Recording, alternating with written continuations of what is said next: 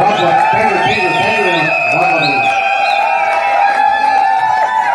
सभी को नमस्कार। थैंक यू वेरी मच, बहुत बहुत धन्यवाद। मैं नमस्कार जयपुर बोलूं या नमस्कार राजस्थान बोलूं?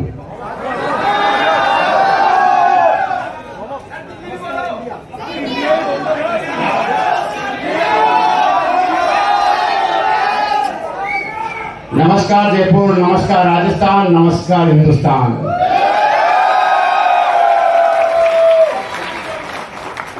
कैसे हैं आप सभी लोग? मुझे लगता है काफी लंबे अंतराल के बाद मुझे आपसे मिलने का सौभाग्य प्राप्त हुआ है और मैं ऊपर वाले से दुआ करता हूं कि ऐसा सौभाग्य मेरी जिंदगी में बार बार मुझे मिलता रहे। क्योंकि ऐसा बोला जाता है कि लोग किस्मत ऊपर से लिखवा के लेके आते हैं और जो ही कोई किसी अच्छे लोगों के बीच में जा नहीं पाता है, ये किस्मत में मेरे लिखवा के लाया था कि मैं अच्छे लोगों के बीच में जाऊंगा और मुझे बार बार मौका मिलेगा, इसलिए मैं आप लोगों के बीच में हूं दोस्त। और मुझे मालूम है आप लोग ये मौका मुझे बार बार देते रहेंगे। अभी तकरीबन 3:30 हो चुके हैं और 3:30 12 बजे से लेकर आप 3:30 बजे तक बैठे हुए हैं।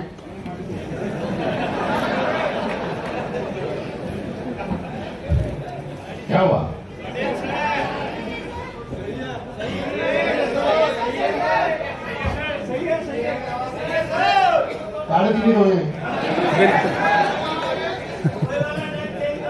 हाँ हाँ वही सेट वहीं पे मीटर वही सेट है।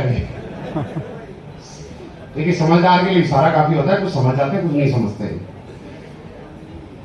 चलिए मैं पिछले कई दिनों से ऐसे ही भाग में रहूं। कल मैं इस टाइम अहमदाबाद में था और अहमदाबाद में तकरीबन 2000 लोगों का शो था और अहमदाबाद में भी मैं संयोग से ही पहुंच पाया था। मैं आपको बताऊं, मतलब कुणाल सर का वहां शो था और मैं आपको एक चीज मैं मेरी जिंदगी में मैंने सीखी और आज आपको दोबारा बता रहा हूं। वैसे इस शो से उस बात का कोई मतलब नहीं है, लेकिन फिर भी मैं आपको बताना चाहता हूं कि लोग बोलते हैं कि मुश्किल है। मैं आपको बताऊं इस दुनिया में मुश्किल कुछ भी नहीं है। अगर कोई पावर किसी चीज में है तो वो आपकी मेहनत में नहीं है। पावर और आकर्षण किसी चीज में है तो आपके एफर्ट्स में नहीं है। अगर किसी चीज का सबसे बड़ा पावर है तो आपके समर्पण में है, आपके भाव में है, आपकी श्रद्धा में है, आपके यकीन और विश्वास में। हम लोगों को बोलते हैं कि लोग सालों सालों से मेहनत करते हैं, 6 महीने हो गए, 1 साल हो गए, 2 साल हो गए, 4 साल हो गए, लेकिन जो चाहिए वो नहीं मिल पाया। ऐसा होता है ना मेरे दोस्त? ऐसा नहीं है कि मेहनत कम की है, ऐसा नहीं है कि एफर्ट्स नहीं लगाए। फर्क सिर्फ एक ही वजह, सिर्फ वो वजह ये है कि उसका भाव सच्चा नहीं था, उसकी समर्पण सच्चा नहीं था, उसकी श्रद्धा अटूट विश्वास नहीं था। जब आपकी श्रद्धा और भाव अगर मजबूत होता है तो मैं आपको एक एग्जांपल देता हूं, आप मेरी बात से शायद सहमत होंगे। ऊपर वाले दिन आपने सुना होगा पुरानी बहुत चीजें, कुछ कथा सुनी होंगी, बूढ़े बुजुर्गों से सुना होगा, तो आपने एक चीज पक्का सुनी होगी कि पुराने टाइम में जितने भी राक्षस हुए हैं उन सबको अगर वरदान देने का काम किया तो किसी न किसी देवता ने किया, राइट? हर देवता को मालूम है कि राक्षस को वरदान देने का मतलब वो मनुष्यों का नुकसान करेगा, वो समाज सेवा में नहीं समाज अहित में काम करेगा, लोगों का नुकसान करेगा, कोई गलत काम में अपनी शक्तियों का और अपनी ताकतों का दुरुपयोग करेगा, राइट? उसके बाद भी आज तक हर राक्षस को वरदान देने का काम अगर किसी ने किया है तो वो इस धरती के ऊपर देवताओं ने किया है। वजह ये है कि राक्षस की तपस्या में, उसकी भक्ति में इतना ताकत थी, इतना समर्पण था और इतना भाव था कि देवता को यह जानते हुए कि ये अपनी ताकतों का गलत इस्तेमाल करेगा, उसके बाद भी उसको वरदान देने के लिए मजबूर होना पड़ गया, राइट? तो मतलब ये नहीं है कि आप कितनी मेहनत कर रहे हैं, मतलब ये है कि आपका भाव कैसा है। और मैं कह सकता हूं कि जब बुरे काम करने के लिए, गलत काम करने के लिए ऊपर वाला भगवान किसी राक्षस को वरदान दे सकता है, तो हम तो इस देश के, इस सृष्टि के, इस समाज के लिए एक अच्छा काम करने के मिशन पे हैं, ऊपर वाले की कोई औकात नहीं कि मैं आशीर्वाद ना दे सकूं। जब गलत काम के लिए दे सकता है तो अच्छे काम के लिए तो देना ही पड़ेगा। तो मेरे दोस्त, मैं ये कह सकता हूं कि आज फर्क इस बात से नहीं पड़ेगा कि अभी 6:30 बजे की 6 बजे की 3:30 बजे, कोई मतलब नहीं। फर्क इस बात से है कि आप में से कुछ लोग 11 बजे इस हॉल में आए होंगे और 11 बजे से आने के बाद अभी 6 बज गए, उसके बाद भी आपने अपनी चेयर को नहीं छोड़ा है। और यह भी पक्का है कि 6 घंटे चेयर पे बैठे रहना कोई आसान काम नहीं है। मेरी बात से सहमत है? आपको लगता है कि ये मुश्किल है? वैसे देखा जाए तो रियल मुश्किल है यार। लोग बोलते हैं कि नेटवर्क मार्केटिंग मुश्किल है, कामयाब होना मुश्किल है, सक्सेस होना मुश्किल है। मेरे दोस्त, मैं आपको एक चीज बताऊं कि हम लोग इस दुनिया के अंदर दुनिया का सबसे मुश्किल काम करके आए हैं। जो सबसे मुश्किल काम था ना, वो काम करके आज हम यहां पे हैं। और वो काम जानना चाहते हैं क्या है? आप इस चेयर पे कितने घंटे बैठे रह सकते हैं एक ही पोजीशन में? 12 घंटे, 24 घंटे, 36 घंटे, या और भी ज्यादा हिम्मत करेगा तो 40 घंटे। क्या उससे ज्यादा देर तक बैठे रह सकते हैं? आपको लगता है कि चेयर पे बैठना आसान काम नहीं है? 40 घंटे चेयर पे एक जैसे बैठे रहना आसान काम नहीं है, बहुत मुश्किल है, राइट? और हम इस दुनिया का सबसे मुश्किल काम एक ही जगह लगातार 9 महीने तक एक ही जगह रहने के बाद, उसी सिचुएशन में रहने के बाद इस धरती पे आए हैं। दुनिया का सबसे मुश्किल काम तो हम लोग पहले ही कर चुके हैं। इस बात से आप समझ सकते हैं कितना मुश्किल था एक ही जगह 9 महीने निकालना। 9 घंटे चेयर पे निकालना आसान नहीं होता है। जब इतना मुश्किल काम करके हम यहां पे आ सकते हैं, तो अब जो काम करने वाले हैं ये कोई मुश्किल काम नहीं है, ये तो बहुत आसान काम है यार। बशर्ते आपका भाव अगर सच्चा है कि नहीं है, आपका समर्पण सच्चा है कि नहीं है, आपकी श्रद्धा इस काम में सच्ची है या नहीं है। आपने देखा होगा कि यहां पे नसीब सर ने एक बात बताई कि करशन जी आए और उनके भाई आए, दोनों में से एक आदमी आज ब्लैक डायमंड और दूसरा आदमी ब्लैक डायमंड के अचीवमेंट के बारे में लोगों को बता रहा है। वजह क्या कि एक आदमी का भाव सच्चा था। और इस दुनिया के अंदर मैं आपको बताऊं कि आप कितने, मैं ये नहीं कहूंगा कि आप मेहनत करो, क्योंकि दोस्त मेहनत से कामयाबी नहीं मिलती, अकेली मेहनत से कभी कामयाबी नहीं करती। और अगर आप मेहनत करते हैं तो एक आदमी थक जाता है। इस काम को अगर आज के बाद आप करें तो ये सोच के करें कि इस काम को करने में आपको खुशी का एहसास होता है कि नहीं होता। जब तक ये काम आपको खुशी नहीं देगा, जब ये काम आपको जब तक आनंद नहीं देगा, जब तक इस काम को करते हुए आपको प्राउड फील नहीं होगा, तब तक दुनिया की कोई भी बड़ी बड़ी ताकतें, मैं मेरी कितनी भी गाड़ियां दिखाऊं, मैं मेरे कितने भी चेक दिखाऊं, करशन जी कुछ भी दिखाएं, आपके ऊपर कोई फर्क नहीं पड़ने वाला। सबसे पहले जरूरी है कि इस काम को करते हुए आपको प्राउड फील हो रहा है कि नहीं हो रहा। दूसरा जरूरी है कि इस काम को जब आप करते हैं तो आपको अंदर से खुशी महसूस हो रही है कि नहीं हो रही। मेरे दोस्त, इस तरह से आप देखिएगा, लोगों के अपने अपने शौक होते हैं और हर आदमी को एक ही काम के अंदर आनंद नहीं आता है। हर आदमी के शौक अलग अलग होते हैं, अलग अलग काम करने के तरीके होते हैं। कुछ लोगों को क्रिकेट देखने का इतना ज्यादा बुखार होता है, इतना ज्यादा आनंद आता है कि रात के 3 बजे जब वर्ल्ड कप चल रहा होता है तो सुबह 6 बजे जिस लड़के को ऑफिस से भी जाना होता है, वो रात को 2 से लेकर 5 बजे तक लगातार क्रिकेट देखता है और किसी से शिकायत नहीं करता कि मुझे 6 बजे ऑफिस जाना है, राइट? लेकिन कभी उसके मुंह से आपने ये नहीं सुना होगा कि वो थक गया। कभी उसके मुंह से आपने ये नहीं सुना होगा कि उसको जोर आ गया, वो परेशान हो गया। क्या सुना? कभी नहीं सुनोगे। कुछ लोगों का आनंद इस बात में होता है कि हिंदुस्तान में जब भी कोई मूवी लॉन्च होगी तो पहला शो, चाहे भीड़ में जाके देखना पड़े, चाहे कैसे जाना पड़े, पहला शो देखना पड़ेगा। आप ऐसे बहुत सारे लोग याद करो अपने पुराने टाइम को। आज के टाइम में पीवीआर आ गए, आईनॉक्स आ गए, जहां पे हम लोग मूवी का टिकट बुक किया करते हैं और ऑलरेडी एडवांस बुकिंग हो जाया करती है, सीट बुक हो जाती है। पुराने टाइम में ऐसा नहीं हुआ करता था। हॉल के बाहर एक काउंटर रहा करता था और काउंटर के बाहर कुछ लोग पहले शो के अंदर दादागिरी से जाते थे। जिसके पास दम ज्यादा, ताकत ज्यादा, वो आगे हाथ देके वो टिकट खरीदता था, लेकिन खरीद नहीं पाया। लेकिन जिसका शौक था कि मुझे मूवी का पहला शो देखना है, वो ब्लैक में टिकट लेके भी देखा करता था या नहीं देखा करता था? क्या था उसका शौक? जब उस शौक के लिए वो काम करता था तो उसके लिए टाइम ऑटोमेटिकली निकाल जाएगा। हम लोग यहाँ पे बोलते हैं कि आपको टाइम निकालना पड़ेगा। आप मुझे बताइए, क्रिकेट के लिए क्या टाइम निकालना पड़ा? उसका शौक है, उसका आनंद है, उसको मजा आ रहा है उस काम में, इसलिए उसका टाइम निकल जाता है। मूवी देखने के लिए टाइम नहीं निकालना पड़ा, नींद उसको भी आ रही है, लेकिन उसका शौक है, ये काम उसको मजा दे रहा है, आनंद दे रहा है, तो उसको ऑटोमेटिकली उसके लिए टाइम निकल जाता है। आज जितने भी लोगों को, सक्सेसफुल लोगों को आज इस स्टेज पे देखा, ये लोग इसलिए सक्सेस नहीं कि इन लोगों ने बहुत मेहनत की, ये लोग इसलिए कामयाब नहीं है कि इन्होंने क्या क्या किया, पॉजिटिव रहे, ये सारी चीजें अपने आप आ जाती है। लेकिन उससे पहले जरूरी है कि इन लोगों को इस काम को करने में आनंद आने लग गया, इस काम को करने में मजा आने लग गया।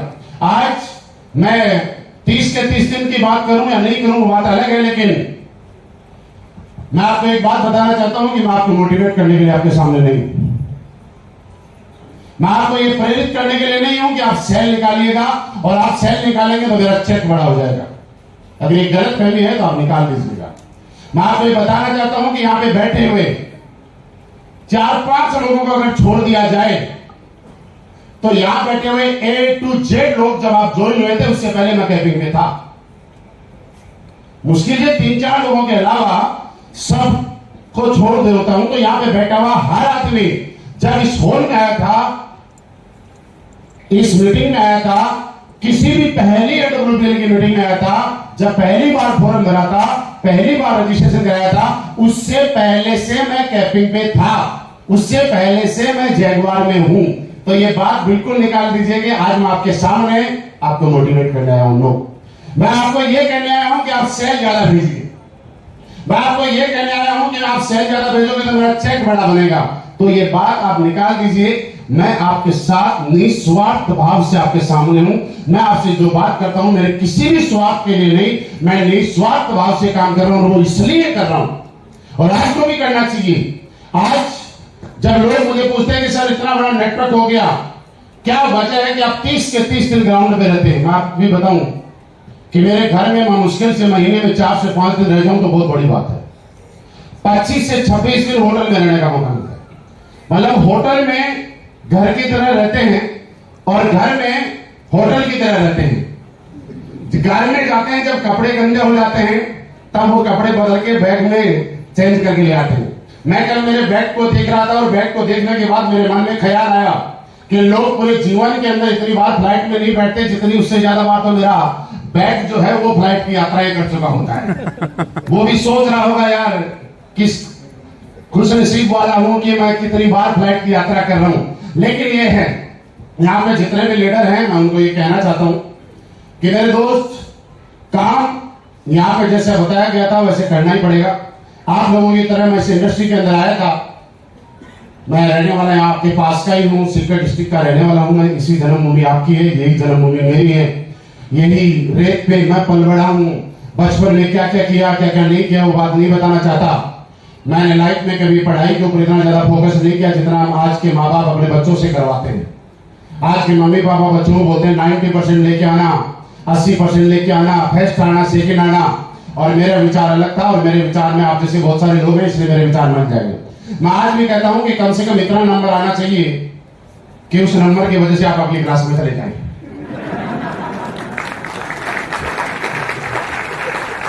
कि देखो मेरा मानना, सारा आदमी का मानना अलग अलग है। मैं भाई अगर 7वीं क्लास में है और 98 लेके आया, कौन सी क्लास में जाएगा?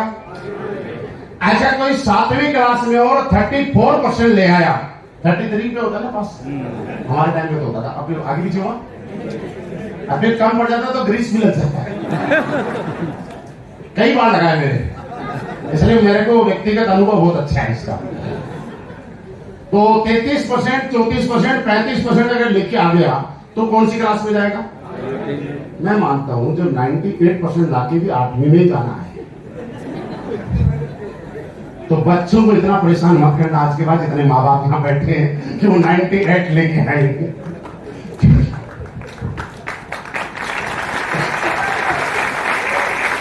मैं बहुत ज्यादा नंबर नहीं लेके आया सच बताऊं, और संयोग से मैं मेरी लाइफ में मैंने एक ही बार भर्ती देखी, आर्मी के जैसलमेर में रैली में गया, उस रैली के अंदर मैं भर्ती हो गया, और भर्ती होने के बाद माउंट आबू से मैं डिस्पैच हुआ, जाट सेंटर में मैं चला गया। मेरी यूनिट के कई लोग यहाँ पे बैठे हुए हैं, तो हम लोगों ने बड़े अच्छे से नौकरी की, लेकिन कभी मन से नहीं की। अच्छे से की लेकिन मन से नहीं की। जैसे मैं यहाँ पे बोल रहा हूँ कि इस बात को समझ लीजिए, लोग बोलते हैं कुछ समय के बाद लोग इस काम को छोड़ के क्यों भाग जाते हैं, क्योंकि उनको इस काम में मजा नहीं आता, इस काम में उनका आनंद नहीं आता। अब लोग मुझे बोलते हैं कि आप नौकरी बीच में छोड़ के फिर क्यों आ गए, मैंने कहा मुझे मजा नहीं आया, मुझे आनंद नहीं आया उस काम में, क्योंकि मैं जब बैठता था मुझे लगता था कुछ और करना चाहिए, मुझे लगता था अच्छा करना चाहिए। और दोस्त आज भी अगर आप करना चाहते हो तो आपको एक चीज बता रहा हूं, जब आप लोगों के पास जाते हो लोग हमेशा एक बड़ा शानदार का डायलॉग आपके ऊपर मारा करते हैं, और वो डायलॉग ये है कि बेटा ये काम बच्चों का खेल नहीं। ऊपर वालों क्या बोलते हैं कि बच्चों का खेल। और मैं आज आपको बता रहा हूं कि इस इंडस्ट्री में अगर आपको कामयाब होना है तो लिख के ले जाना, ये बच्चों का ही खेल है, ये बड़ों का काम नहीं है। बच्चा और बड़ा कौन होता है, आप इस बात को समझिए, बच्चा कौन और बड़ा कौन। बच्चा वो जो सीखना चाहता है, बच्चा वो जो जानना चाहता है। बड़ा कौन, बड़ा वो जिसको लगता है मैं जान गया, बड़ा वो जिसको लगता है मैं कुछ सब कुछ सीख गया। आपके घर में जब 4-5 साल का बच्चा होता है, आपके अंगुली पकड़ के चल रहा होता है और चिड़िया उड़ रही होती है, कौवा उड़ रहा होता है, तो आपका बेटा आपसे सवाल करता है कि पापा ये कौवा उड़ रहा हम क्यों नहीं उड़ते। पता है, जब वो भैंस गाय पूंछ हिलाती है तो आपका 4 साल का बच्चा आपसे सवाल करता है कि पापा भैंस तो पूंछ हिला रही है हम क्यों नहीं हिला रहे। बच्चा है, बच्चा है। कुत्ता जब भौंकता है तो बच्चा सवाल करता है कि आखिर ये कुत्ता क्यों भौंक रहा है। जब पेड़ की टहनी हिलती है तो 4 साल का बच्चा क्या बोलता है, ये टहनी क्यों हिलती। और हमें लगता है कि अरे भाई बच्चा क्या सवाल कर रहा है, लेकिन क्या ये सवाल किसी 20 साल का होने के बाद किसी ने किया। क्योंकि 20 साल का होने के बाद हमें लगता है कि हमें सब कुछ मालूम है, हमें सब कुछ आता है, हम सब कुछ जान गए हैं। और वो 4 साल का बच्चा सीखना चाहता है, वो जानना चाहता है, वो समझना चाहता है, अपनी नॉलेज को बढ़ाना चाहता है। इसलिए मैं कहता हूं बच्चा वो जो सीखना चाहता है, बच्चा वो जो जानना चाहता है, बच्चा वो जो अपनी नॉलेज को बढ़ाना चाहता है। आप मुझे बताइए कि ये बड़ों का खेल है कि बच्चों का खेल है। बच्चों का खेल। आज के बाद बड़ा बनना है या बच्चा बनना है। बच्चा बनना है। जब तक आप सीखते रहोगे, 80 साल की उम्र में भी अगर कोई सीख रहा है तो वो बच्चा है। अगर 10-15 साल की 20 साल की उम्र का भी कोई बोलता है कि मुझे सब कुछ आ गया, अब मुझे सीखने की जरूरत नहीं है, तो आप समझ लेना बड़े हो गए हो, और ये बड़ों का काम नहीं है, ये बच्चों का काम है साहब। इस बात को आज समझ के जाना, क्योंकि बच्चों ने ही इतिहास लिखा और बच्चे वो होते हैं जो सीखना चाहते हैं। तो आज के बाद यहाँ पे सारे लोग बच्चे बन के चले जाना। मैं जब इस इंडस्ट्री में आया था, अगर बात करूं तो अभी तकरीबन बालिग नहीं हुआ हूं इस इंडस्ट्री के अंदर। बालिग का मतलब कितने साल होता है, 18 साल तो नहीं हुए होंगे, लेकिन नियर बाई उसके पहुंचने वाले हैं, कुछ समय बाद, कुछ सालों बाद पहुंच जाएंगे। और ये कह सकता हूं कि जब नाबालिग रहते रहते यहां तक पहुंच गए, तो जब बालिग हो जाएंगे तो क्या से क्या कर देंगे। लेकिन इतने लंबे टाइम तक एक चीज रही लाइफ, और वो आपको भी आज इस काम को करना है, यहां तक अगर पहुंचना है। ये काम आपकी जिंदगी में तब कामयाबी दिलाता है जब इस काम के प्रति आप लगातार पॉजिटिव रहते हैं, लगातार सकारात्मक रहते हैं। फर्क नहीं पड़ता कि लोग आपके साथ ज्वाइन करते हैं कि नहीं करते, फर्क नहीं पड़ता कि लोग आपकी बात मानते हैं कि नहीं मानते, फर्क नहीं पड़ता कि लोग आपका साथ देंगे या नहीं देंगे। फर्क इस बात से नहीं पड़ेगा कि आप लोगों को क्या मिला, फर्क इस बात से पड़ेगा कि आपने क्या मिलने के बारे में सोचा। यहां पे इन लोगों को कामयाबी होने के लिए सबसे बड़ी बात, आपको अपने सपनों को जिंदा करने की जरूरत है। देखिए, याद कीजिए आज वो सपने कहां गए जब आपकी उम्र 15 साल, 16 साल, 14 साल, 13 साल की उम्र में थे हम लोग। और हम लोग कोई मूवी देखा करते थे, और मूवी के अंदर एक सीन आया करता था, किसी के बंगले के बाहर बढ़िया सा गार्डन है, झूला लगा हुआ है, स्विमिंग पूल है, तो हम लोग सोचा करते थे कि ऐसा बंगला मैं भी बनाऊंगा। 15 और 16 साल की उम्र में, राइट। जब किसी हीरो की हमने 8-10 लाख रुपए की 20 लाख रुपए की लग्जरी बड़े वाली बाइक पे उसको राइड करते हुए देखते थे फिल्मों के अंदर, तो हम लोग जब कॉलेज जाया करते थे तो हमारे यहां पे जो पोस्टर बेचने वाले होते थे उनसे लग्जरी घर का, 2 सीटर कार जो ऊपर से खुली रहती है उसका, एक महंगी 50 लाख रुपए की बाइक का पोस्टर यहां पे बैठे हुए हर आदमी ने अपने घर में लगाया होगा, खरीद के लगाया ना। लेकिन क्या हुआ, 16 साल 17 साल 18 साल के बाद मम्मी पापा की परेशानी बढ़ी कि अगर हमारा काम इस बच्चे को 18 साल का करना था, हमने कर दिया, आप तो नौकरी की तरफ चल। जब हम लोग नौकरी की तरफ गए, अपने किसी भी व्यापार की तरफ गए, चाहे वो प्राइवेट हो सरकारी हो कुछ भी, उसके बाद हमें समझ में आया कि पूरी उम्र की जो सैलरी है और पूरी उम्र अभ्यास करने के बाद मुझे 50 लाख रुपए की मिलेंगे, जबकि 50 लाख रुपए की बाइक का तो मैंने एक पोस्टर लगा रखा है।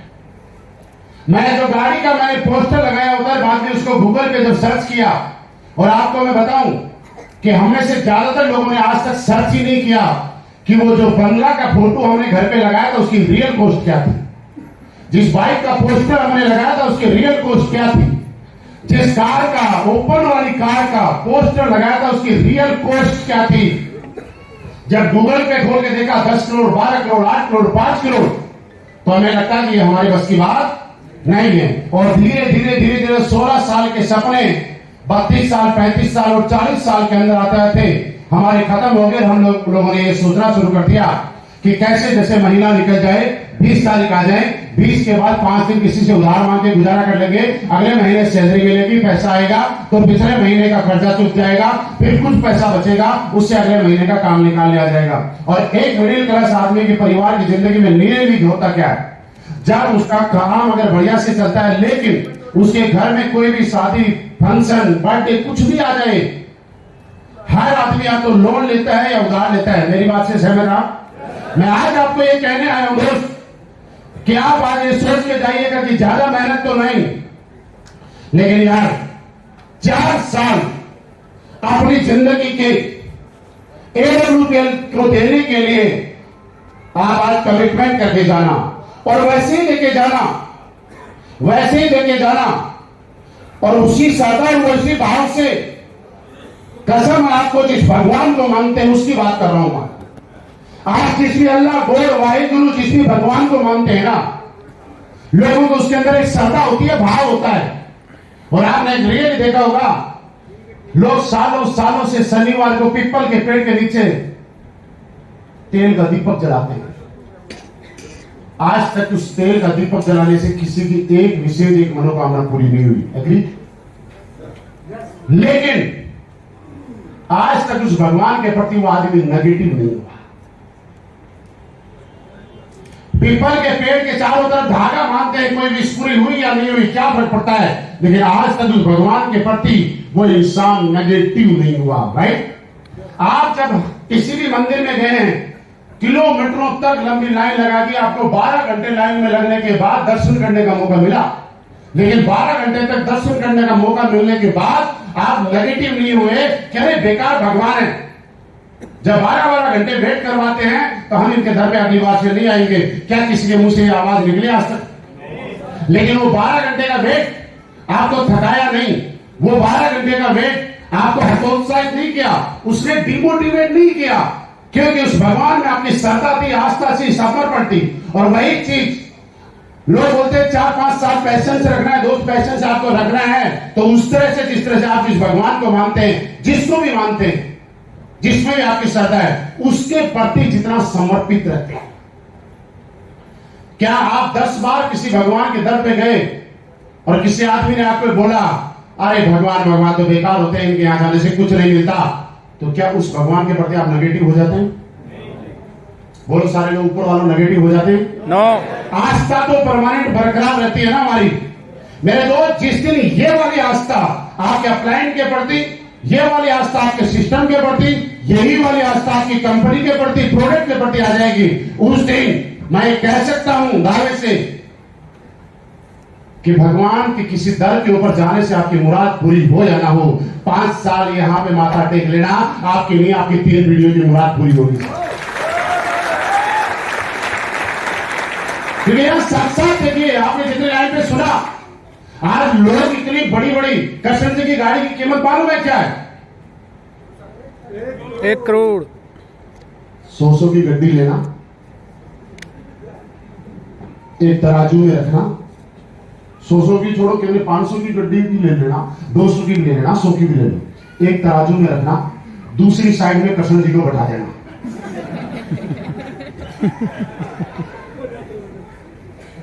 ये अगर उस तराजू को उठा दे तो जिस आदमी की 1 करोड़ जितना वजन नहीं है यार, वो आदमी जब 1 करोड़ की गाड़ी लेकर निकलता है और आम आदमी बाहर देखता है तो पता है क्या बोलता है? किसी रईस बाप की औलाद होगी, यही बोला जाएगा ना। ये कोई, अगर कोई आम आदमी की बात करो, हमारी नहीं, ये नहीं बोलेगा कि अपनी मेहनत से गाड़ी कमाई होगी, क्योंकि उम्र इतनी कम है कि ड्राइवर जैसा लगता नहीं। ये तो सोचेगा नहीं कि ये ड्राइवर होगा किसी का, तो क्या लगेगा? किसी रईस बाप की औलाद होगी, जमीन बिक गई होगी, हाईवे के किनारे आ गई होगी, फैक्ट्री के किनारे आ गई होगी, मुआवजा मिल गया होगा, लेकिन उनको कौन समझाए कि साहब यहां पे ना जमीन बेचने की जरूरत है, ना मुआवजा लेने की जरूरत है, एक बार यकीन करने की जरूरत है। जो आज तक किसी के खानदान में सोचा नहीं होगा ना, वो जरूर होता है। मैंने कभी नहीं सोचा था कि मैं जगवान दूंगा, मैंने कभी नहीं सोचा था कि आज मैं जिस भी मंच पे जाता हूं, मुझे बताने की जरूरत नहीं है मेरे पास कौन सी गाड़ी है, मुझे बिल्कुल भी बताने की जरूरत नहीं है, और आज भी नहीं बताऊंगा कि महीने में कितना कमाता हूं। मुझे ये बताने की अब जरूरत भी नहीं है कि मैंने टोटल अर्निंग कितनी की है, लेकिन ये बताने की जरूरत है, और मैं इतना बताना काफी है कि आज जो लोग मेरे साथ शुरू में आए थे, उनमें से हर आदमी आज लग्जरी कार चलाता है, और जब वो लग्जरी कार लेके रोड से निकलता है तो लोग अपनी बाइक के ऊपर पीछे बैठ के और ऐसे सेल्फी लेते हैं, और उनकी गाड़ी के साथ सेल्फी लेना प्राउड फील करते हैं, और मन में सोच के जाते हैं कि कोई रईस जा रहा होगा यार।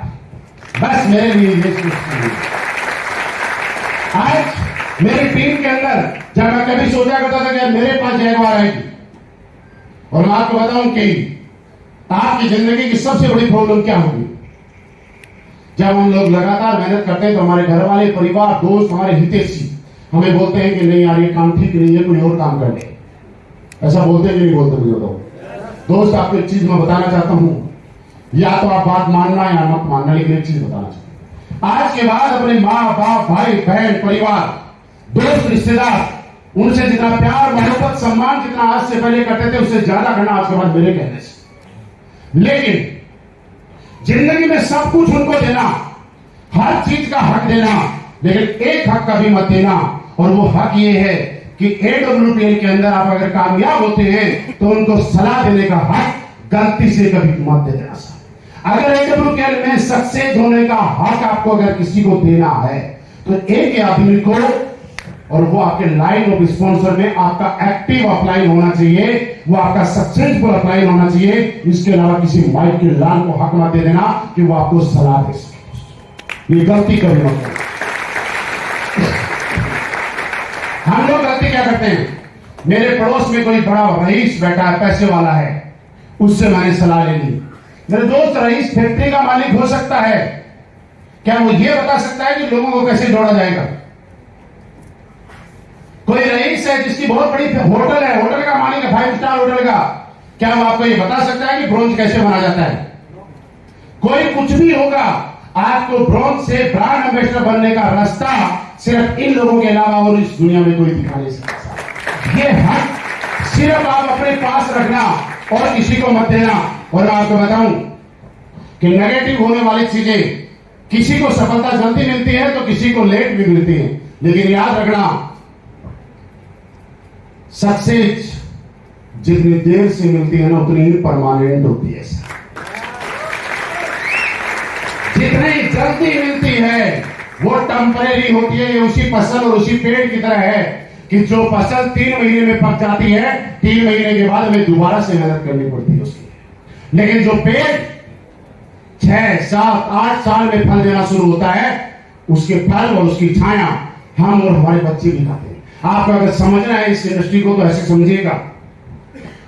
डायरेक्ट सेलिंग इंडस्ट्री वैसे ही है जिस तरह से हम लोग एक पेड़ लगाते हैं, और आपके घर के बाहर जब आप पेड़ लगाते हैं तो शुरुआती दौर में उस पेड़ के चारों तरफ दीवार करनी पड़ती है छोटी छोटी मिट्टी की, जिससे उसे पानी डाला जाता है। किया हुआ ना आप लोगों ने। उसके बाद भेड़ बकरी कुत्ता गाय भैंस उनसे बचाने के लिए लकड़ियां लगानी पड़ती हैं। बारिश से बचाने के लिए भी आपको बचाना पड़ता है, सर्दी से भी उनको बचाना पड़ता है, किसी बोरी से आप ढक देते हैं। ऐसा किया होगा ना। गर्मी में सर्दी में बारिश में सबसे आपने उसको बचाया होगा। गाय भैंस से बचाया। केर की जब उसमें कीड़े लगने शुरू हुए तो आप कीटनाशक दवाइयां लेके आए और उसकी जड़ों में आपने डालने का काम किया, उसकी पत्तियों में आपने स्प्रे करने का काम किया। 3 साल 4 साल 5 साल तक ये लगातार आपने प्रोसेस फॉलो किया। 5 साल के बाद जब वो पेड़ बड़ा हो गया तो आपको उसमें पानी डालने की जरूरत नहीं है, क्योंकि उसकी जड़ें इतनी मजबूत है कि अगर 1 साल लगातार भी बारिश नहीं आएगी तो वो अपने दम पे खड़ा रहता है कि नहीं रहता। उसके बाद उसको किसी भी ना बारिश से बचाने की जरूरत, ना गर्मी से ना सर्दी से, क्योंकि वो तना पेड़ उसकी टहनी इतनी मजबूत हो चुकी है कि वो हर चीज को बर्दाश्त कर सकता है, सहन कर सकता है। और उसके बाद पहले हम उसकी केयर करते थे, पहले हम उसको बचाते थे, पहले हम उसका ध्यान रखते थे। अब वो पेड़ इतना बड़ा हो गया कि अब वो हमारा और हमारे परिवार का ध्यान रखता है। जब बारिश होती है तो हम और हमारा परिवार उस पेड़ के नीचे होते हैं तो हमें बारिश से बचाता है। जब सर्दी होती है उसके नीचे चारपाई लगा के सोते हैं तो हमें सर्दी से बचाता है। जब गर्मी होती है दोपहर में हम लोग वहां बैठते हैं तो वो पेड़ हमें गर्मी से बचाता है। जब हमें भूख लगती है तो उसके फल लगते हैं और हमें भूख से बचाता है। 4 साल उस पेड़ की केयर हम लोगों ने की।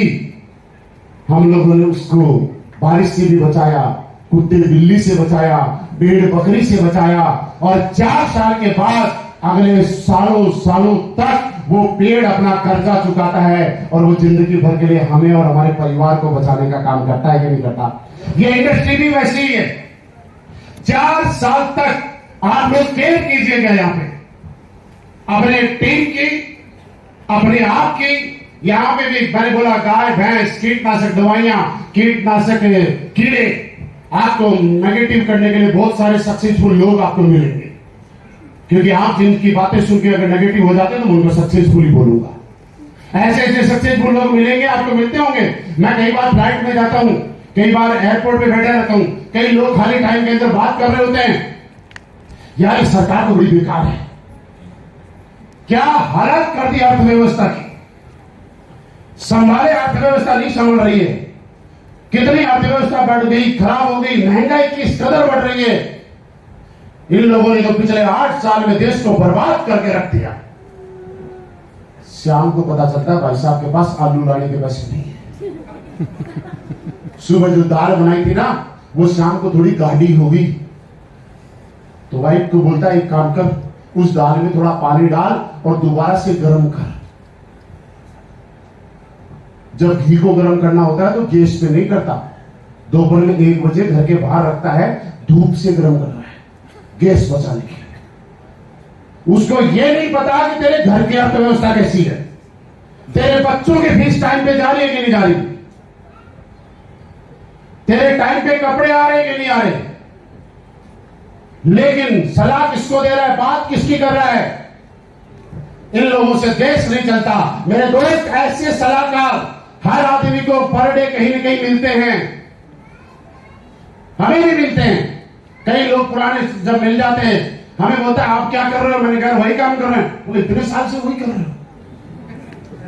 मैंने कहा और क्या करें, बोले वही वाला जिसमें जोड़ने वाला काम होता है। मैंने कहा हाँ। बोला यार एक काम कर, मैंने कहा बता भाई, अभी की बात बताऊं, अभी भी मिलते हैं ऐसे समझदार लोग।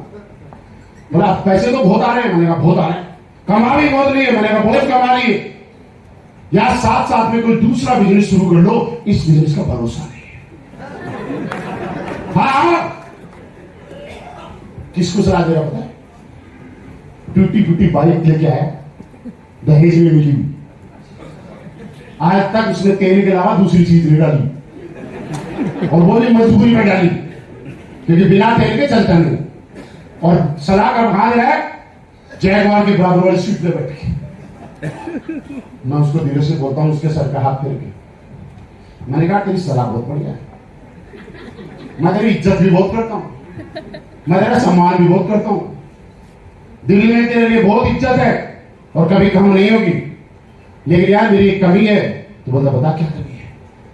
मैंने कहा मैं सलाह देने का हक उसी को देता हूं जिसकी औकात मुझे सलाह देने की होती है, बाकी किसी को सलाह देने का हक नहीं।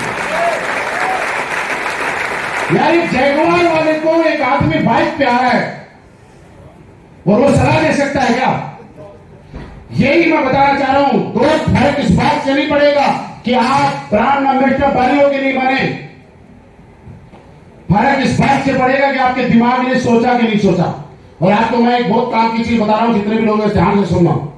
इस दुनिया में जिस चीज को पाने के लिए आपको कुछ करना पड़ता है उसमें आपकी सिर्फ 10% एनर्जी लगती है, और जिस चीज को पाने में सबसे बड़ा रोल रहता है 90% उसके लिए कुछ करना ही नहीं पड़ता है। आप जहां भी पहुंचोगे ना, याद रखना उसके लिए कुछ नहीं करना पड़ता है। तो आपको बोलो करना क्या पड़ेगा, बता दूं? यस। जानना चाहते हो? लेकिन बताऊंगा तब जब इस बात को लगातार आप याद रखोगे। उस चीज को पाने के लिए सोचना पड़ता है। आप आज इस हॉल में आए हो, इस हॉल में भी बैठे हुए हो, आपका रोल मात्र 10% है। 90% रोल इस बात का है कि आपके दिमाग ने यह स्वीकार किया या एक्सेप्ट किया कि मुझे इस हॉल में कल जाना है। इस बात का ही सबसे बड़ा रोल है, आपका आने का कोई रोल नहीं है साहब, क्योंकि आपका दिमाग ये स्वीकार नहीं करता कि मुझे हॉल में जाना है, तो आप आज का टाइम कहीं और दे चुके होते। आप प्लान देने में जा सकते थे, रिश्तेदारी में जा सकते थे, बर्थडे में जा सकते थे, या घर में सो भी सकते थे, लेकिन आपने ये काम नहीं किया। इसका मतलब आने में जो रोल है वो आपका नहीं है, आने में जो रोल है वो आपके थॉट प्रोसेस का है, आपके दिमाग ने स्वीकार किया। वैसे ही मैं बोलता हूं, यहां पे जब एक आदमी पूछता है क्या सारे लोग डायमंड बनना चाहते हैं, कुछ लोगों की आवाज आती है कि यस हम डायमंड बनना चाहते हैं। फिर सामने वाला लीडर बोलता है कि सर आवाज कम आ रही है, तो अगली बार कुछ लोग बोलते हैं ले बोल दिया यार बनना चाहते हैं, बोलना ही तो। फिर बोलता है अभी भी आवाज नहीं आई ऊपर वालों की, तो ऊपर वालों ने ले बोल दिया भाई अब क्या करवाएगा, बोलने से कौन सा डायमंड बनाएगा, हमने कौन सा बनना है। सबसे पहले मुश्किल ये नहीं है डायमंड बनना, इस काम में सबसे बड़ा मुश्किल काम है, जानना चाहते हैं क्या? आपका दिमाग ये स्वीकार करे कि डायमंड बना जा सकता है। जिस दिन आपके दिमाग ने स्वीकार कर लिया कि डायमंड बना जा सकता है, यकीन मानना आपका 90% काम हो गया है, 10% काम उसके बाद होना है। 90% रोल ही इस बात का है कि डायमंड बना जा सकता है। मैं आज आपके बीच में हूं तो 10% रोल मैं आपके बीच में हूं इस बात का है, लेकिन 90% रोल इस बात का है कि मेरे दिमाग ने स्वीकार किया कि मुझे जयपुर में छोड़ने जाना है। 90% इसी बात का रोल है। दूसरा रोल, ऊपर वाला एक आदमी को कामयाब होने का मौका हमेशा देता है। कुछ लोग उस मौके को नजरअंदाज कर देते हैं और कुछ लोग उस मौके को स्वीकार कर लेते हैं।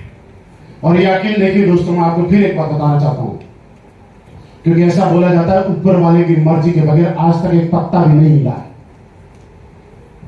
एग्री है? यस। क्या लगता है ऊपर वाले की मर्जी के बगैर कुछ हो सकता है? तो आप यकीन मानना आप अपनी मर्जी से यहां नहीं बैठे हुए, ये मर्जी ऊपर वाले की है। अगर ऊपर वाले की मर्जी नहीं होती तो जब सुबह आप बोल के लिए निकले थे, आपके घर से बैग से फोन आता कि आपका बच्चा छत से गिर गया, आप मुझे बताइए हॉल में होते या बच्चे को हॉस्पिटल ले जा रहे होते? क्योंकि ऊपर वाला नहीं चाहता था। अचानक कोई काम आ जाता, कोई अनहोनी होती या खुशखबरी होती और हम लोग मीटिंग में नहीं आते, मतलब ये नहीं था कि अनहोनी हुई या खुशखबरी हुई, ऊपर वाला नहीं चाहता। ऊपर वाला नहीं चाहता था कि आप इस मीटिंग को अटेंड करें, और ऊपर वाले को धन्यवाद देना कि वो चाहता है कि आप कामयाब हो, इसलिए अब तक इस हॉल में बैठे हो। अब हमें विश्वास करने की जरूरत है, जब ऊपर वाला चाहता है और हमारे दिमाग ने स्वीकार कर लिया कि मैं बन सकता हूं, तो मुझे बनने के लिए यहां पे सीखते रहना पड़ेगा, और सीखने के लिए काम करना पड़ेगा। आपको बच्चा बनना पड़ेगा। बड़े कोई भी है, क्योंकि बड़ा आदमी कामयाब नहीं होता, बच्चा बनना पड़ेगा। जब आप बच्चे जिस दिन बन जाते हैं तो आपकी जिंदगी में वो सीखना आ जाता है, क्योंकि आपकी जिंदगी में जब सीखना शुरू करते हैं तो सारे सवाल खत्म हो जाते हैं। सब लोग बोलते हैं पहले आए वही बन गए, आपको भी लोग बोलते हैं पहले आए वो बोल दिए।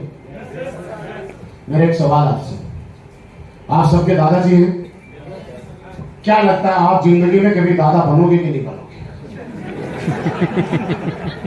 हाँ ठीक है, कुछ प्रोसेस है समाज के प्रगति के, वो तो करने ही पड़ेंगे, लेकिन दादा बनोगे कि नहीं बनोगे? बोल के बताओ, बोल, जिनको लगता है कि बने। यस।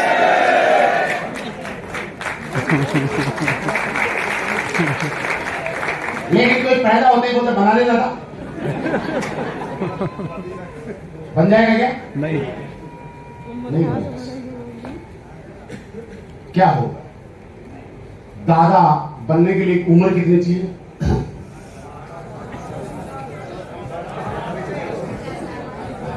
पचास साल, 40 ना? अरे क्या गारंटी है 40 में दादा बन जाएगा? आप ही तो बने ना। आप पूरी बात जो कहना ये सही बोल रहे हैं, इनकी बात को सुनिए। क्या कोई गारंटी है 40 साल में दादा बन जाएगा? हाँ जी, 42 की लक्ष्य हो सकता है, 45 भी हो सकता है, 60 भी हो सकता है। नहीं, प्रोसेस जो है समाज का उसके बाद तो बनेगा, टाइम हो सकता है 38 साल में बने, 40 साल में बने। लेकिन कोई आदमी ये बोले क्या मतलब 40 साल का हो गया और अभी भी दादा नहीं बना, हमारे जो पड़ोसी है वो तो 40 साल में बन गए, मैं तो बना नहीं, तो आज के बाद दादा बनने की उम्मीद खत्म। क्या ये सही है क्या? लेकिन ये है कि ठीक है यार, किसी के बच्चों की शादी जल्दी होगी तो किसी के बच्चों की शादी 2 साल बाद होगी, किसी की खुद की शादी 20 साल की उम्र में होगी, तो किसी की खुद की शादी 28 साल की उम्र में होगी, तो किसी की शादी 18 साल में होगी, 16 साल में होगी, जैसे पुराने टाइम में हमारे राजस्थान में कर देते थे। तो इसके अंदर लेकिन यह है कि जो आदमी पैदा हुआ है वो दादा बनने का हक है। किसी को 2 साल ज्यादा लगेंगे तो किसी को, मेरे दोस्त ये बात वैसे ही है, AWPL के अंदर जो पैदा हुआ है और जिसने फॉर्म भरा है वो हर आदमी डायमंड बनने का हकदार है। कोई 2 साल बाद बनेगा, कोई 2 साल पहले बनेगा, लेकिन बनेगा तो सही।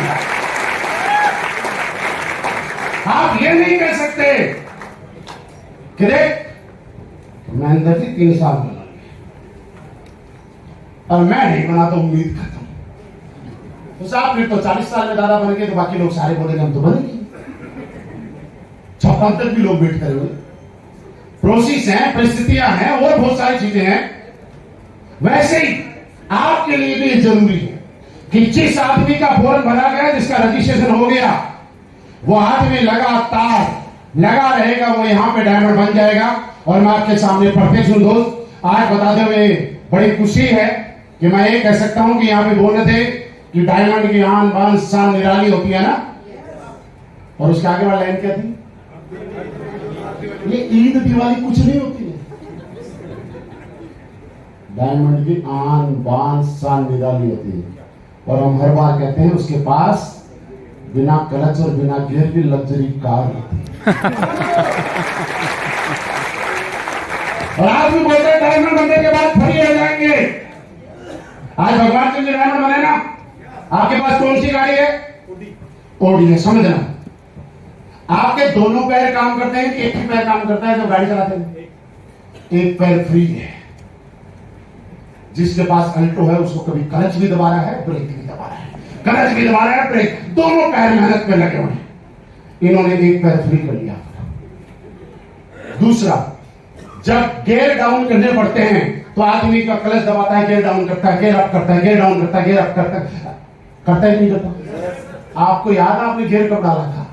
1 नंबर, 2 नंबर, 4 नंबर। आपको पता है 6 नंबर पे चल रही है कि 7 नंबर में कि 9 नंबर में?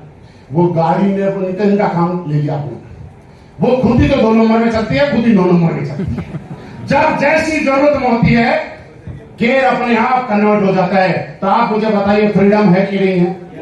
ये हाथ फ्री है, ये पैर फ्री है, तो आप मुझे बताइए डायमंड बनने के बाद फ्रीडम मिलता है कि नहीं मिलता? ये सबसे बड़ा। बाकी गाड़ी के अंदर आदमी यहां से निकलता है, यहां से निकलता है। तो जब पार्किंग में गाड़ी खड़ी करते हैं, छोटी जगह होती है, तो सोचना पड़ता है यार किधर से निकलूं। अब इनसे पूछूं, इधर दीवार आ गई, इधर कोई दूसरी गाड़ी आ गई, तो इनके लिए ये जरूरी नहीं है कि इधर से उतरे इनकी ऊपर भी एक गेट ऊपर से भी नहीं कर सकते। निकले हो कभी फोटो देखी होगी ना आपने, तो बस डायमंड की आन बान शान निराली होती है, उसके पास बिना क्लच बिना गियर के ऊपर गेट वाली भी लग्जरी कार। और ये इतिहास है, ये इतिहास है जयपुर टीम का। आज मेरी टीम के अंदर 150 से ज्यादा लग्जरी गाड़ी, 150 ओडी BMW मर्सिडीज जैगवार और फोर्ड जैसी लग्जरी गाड़ी है। लेकिन सबसे कम टाइम में सबसे ज्यादा लग्जरी गाड़ी अगर किसी स्टेशन पे है तो वो आपका जयपुर स्टेशन है। आप सोच लीजिए मैंने क्या पाया क्या कमाया, इस बात का मतलब नहीं है। आप मेरी जगह पे देखिएगा, रात को जब मैं एयरपोर्ट से निकल रहा था मैंने देखा 7-8 गाड़ी, Audi BMW Mercedes Range Rover Jaguar और सबके ऊपर सेम नंबर। आज तक जयपुर स्टेशन से कोई रईस ऐसा नहीं निकला होगा जिसको लेने के लिए 10 लग्जरी गाड़ी सेम नंबर की आई होगी। सेम नंबर बोला है मैंने, 10 लग्जरी गाड़ी तो ज्यादा भी आई होंगी, हो सकता है उनकी बढ़ा दे, लेकिन सेम सिंगल नंबर की 10 लग्जरी गाड़ी वहां वेट कर रही होगी। आज मैं जयपुर पे आता हूं, एयरपोर्ट से बाहर निकलता हूं, जब 10 लग्जरी गाड़ी निकलती है ना तो आसपास खड़े लोगों की आंखें ऐसी खोल कर दिखती, नंबर एक है दूसरा है। मुझे लगता है देखते हम लोग एक वही नंबर के लग रहा है। आप सोचिए इससे बड़ा विजन क्या हो सकता है यार। आप इस चीज को सोचिए, अभी मैं 4 दिन पहले बीच में 4 दिन दुबई में था, बढ़िया बिजनेस चल रहा है। हमें आज तक ये सोचना है, पहले सोचना पड़ता था कंपनी ट्रिप देगी तो हम विदेश घूमने जाएंगे। आज इस कंपनी ने इतना पैसा दिया और इस लाइफ बना दिया कि मुझे लगा कि 4 दिन मेरा कहीं कोई काम नहीं है, तो मैंने तुरंत दुबई का टिकट कराया। नसीब सर को भी मैंने बोला चलो यार हम साथ चलते हैं, मैं अकेला हूं तो हम लोग साथ चलते हैं, लेकिन इन्होंने पहले से टाइम दिया हुआ था तो हम लोग साथ नहीं जा पाए। लेकिन मैं आपको एक कहना चाहता हूं दोस्त, आज 16 साल वाली जो जिंदगी थी ना उसमें जाओ, याद करो अपने सपनों को और हक मत देना किसी को आपके सपनों के प्रति साथ खेलने का। हक मत देना कि दुनिया में कोई आदमी आपको नेगेटिव कर दे। मैं लाइव एग्जांपल हूं यार, क्या नहीं किया होगा हम लोगों ने। लोग आपको आके बोलते रहेंगे, सरकारें बदलती रहेंगी, आती रहेंगी। जब भाजपा आएगी तो बोलेगी कांग्रेस ने महंगाई बढ़ा दी, कांग्रेस आएगी तो बोलेगी बीजेपी ने महंगाई बढ़ाई। मैं आपसे सवाल करना चाहता हूं, क्या महंगाई कभी रुकेगी क्या? मेरे दोस्त, समस्या तो महंगाई है ही नहीं। ये तो हमें भ्रमित किया गया इतने सालों से सरकारों के द्वारा अपने वोट बैंक लेने के लिए, और एक आम आदमी देश का भ्रमित हो रहा है। महंगाई किसके लिए है? अब याद करो, आज से 20 साल पहले जब 40 रुपए और 30 रुपए और 20 रुपए लीटर पेट्रोल था, क्या बाइक की टंकी फुल कराई थी? जब किसी ने मांग के लेके गए थे ना तो ये सोचा था मोसी का घर 40 किलोमीटर है और प्लेटिना एवरेज 50 का देती है, तो हमने बोला 800 ग्राम डालते। सही है। बोलो किया कि नहीं किया ऐसा? मैंने किया। मैं तो गरीब आदमी हूं, मैंने किया, मुझे बताने में शर्म नहीं, आप रईस होंगे तो बात अलग है, लेकिन मैंने किया। लेकिन जिनके पास उस टाइम पैसा था तब उनकी टंकी उस टाइम भी भरा करती थी, और जिन लोगों के पास आज 100 रुपए पेट्रोल होने के बाद भी आज यही हिसाब लगाते हैं प्लेटिना है 40 किलोमीटर जाना है तो 800 ग्राम डालते हैं। लेकिन आज भी जिनके पास पैसा है वो पेट्रोल पंप पे जाके ये बोलते हैं कि फुल करते हैं। यही हो रहा है। आप मुझे बताइए, प्रॉब्लम महंगाई नहीं है यार, प्रॉब्लम कमाई है। महंगाई चिल्लाते रहेंगे, एक बार कमाई पे फोकस करो। महंगाई नाम की कोई बीमारी दुनिया में है ही नहीं, प्रॉब्लम कमाई में है। आज हमें बच्चों के लिए सोचना पड़ता है कौन से स्कूल में पढ़ाएं। क्या इस जयपुर में ऐसे स्कूल भी होंगे जिनकी 1-1 लाख रुपए महीने की फीस आती है? और आपके गांव का जो प्राइवेट स्कूल है ना, वहां मास्टर जी आपके घर पे आके सिफारिश करता है, भाई साहब इस बार आपके बच्चे को मेरे स्कूल में डालना। मास्टर जी रिक्वेस्ट करते हैं आपसे, करते हैं अगर आप 3 बच्चों को डाल दोगे तो चौथा फ्री कर दोगे, है ना? अब कई आदमी तो उस टाइम सोचते हैं यार बड़ी गलती हो गई। एक फ्री पढ़ देते। अगर 4 पैदा कर लेते तो ये मास्टर जी चौथे को तो बड़ी नहीं पढ़ा लेते। और हमने तो 4 इसलिए पैदा नहीं किए क्योंकि सोचा था खर्चा ज्यादा हो गया, तो मास्टर जी बोल रहे कि 3 को आप अपने बच्चों को डाल दो, चौथे बच्चे की फीस नहीं लेंगे। आते हैं। लेकिन आज भी जयपुर के वो स्कूल जहां लाख लाख रुपए की फीस है, वहां पे एडमिशन नहीं मिलता है। आपको बड़े बड़े अधिकारी, बड़े बड़े नेताओं की सिफारिश लगाने के बाद एडमिशन नहीं मिलता है। आप मुझे बताइए, प्रॉब्लम महंगाई है या कमाई है? रियली जो हमारी जिंदगी में जो प्रॉब्लम है वो कमाई है, और हम लोगों का ध्यान कहां चला गया? महंगाई कमाई नहीं है। मैं आपको बता रहा हूं कि मेरी गाड़ी की टंकी और आपके लीटर की गाड़ी के पेट्रोल की टंकी आज भी फुल रहती है, और पेट्रोल अगर हो जाए 1000 रुपये और 10,000 रुपये लीटर, हमारी टंकियां तो वैसे ही फुल रहेंगी। क्योंकि हम जानते हैं कि इसके लिए हम घर पे नहीं सोते, इसके लिए मेहनत करनी है। और मेरे दोस्त, मैं आपको एक चीज बताऊं, क्या इतनी मेहनत तो आज करना, इतनी मेहनत तो करना कि आपकी जिंदगी में आपके जाने के बाद एक दाग ना लगे। जानना चाहते हैं? मैंने ऐसे बहुत सारे लोगों को देखा है जिनके पापा दादा इस दुनिया से चले गए, और उनको जाने के बाद पूछते हैं और भाई क्या चल रहा है, तो बड़ी आसानी से जवाब देते हैं, कुछ नहीं यार, पापा कर्जा छोड़ के गए थे वो चुका रहा हूं। सुना ना, सुना ना? वो ये नहीं बोलता हमारे पापा की वजह से तुम इस धरती पे आ गए, इससे बड़ा एक माँ बाप का एहसान हमारे लिए क्या हो सकता है? इससे बड़ा एहसान ना कोई था, ना कोई है, और ना कोई होगा। लेकिन फिर भी क्या बोलता है? कर्जा छोड़ गए थे वो चुका रहा। मेरे दोस्त, कम से कम इतनी मेहनत जरूर करना, इतना काम जरूर करना कि आपके आने वाली पीढ़ियां, आपके बच्चे आपका नाम लेने में प्राउड फील करें और ये बोलें कि यार रियली मेरे पापा मेरे लिए कुछ करके गए हैं। और आपके पापा, आप पापा होने के नाते आपके बच्चे कम से कम आई लव यू तो आपको बोले, इतनी मेहनत आपको। और अगर मेरी बात अगर आपको ऐसे लग रही है तो यहां बैठे बैठे कई लोग सोच लो,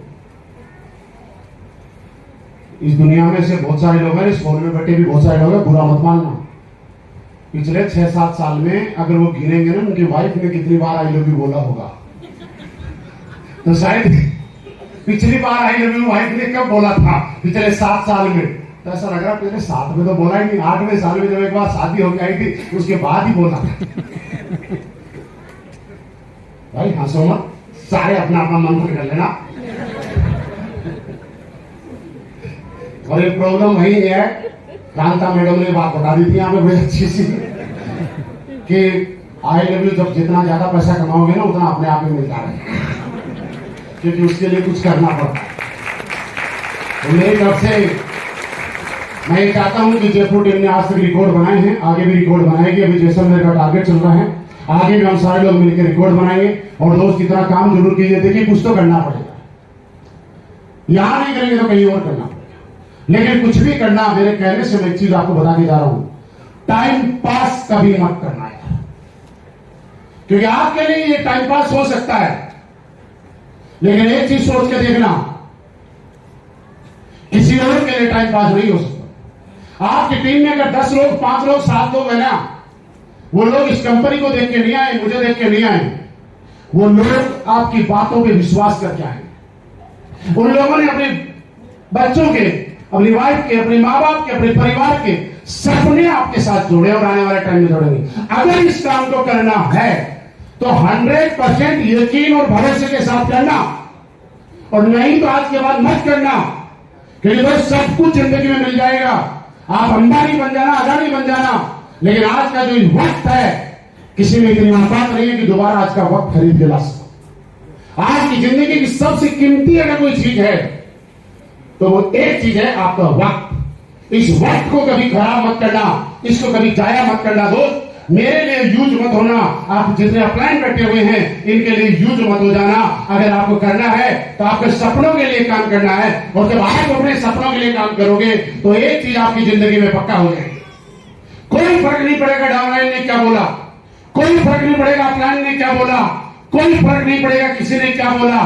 फर्क इससे पड़ेगा कि मुझे कहां तक जाना है। और जिसकी भी जिंदगी में ये बोलता है मुझे तो बुरा लग गया अपलाइन ने ऐसे बोल दिया, मुझे तो बुरा लग गया मेरे डाउनलाइन ने ऐसे बोल दिया, मुझे तो बुरा लग गया लोगों ने मेरे फोन उठाने बंद कर दिए, मुझे तो बुरा लग गया कि लोगों ने मेरे गेट खोलने बंद कर दिए। अच्छा हो रहा है दोस्त, अगर आप लोगों से हटके करोगे तो आपके साथ कुछ तो हटके होगा।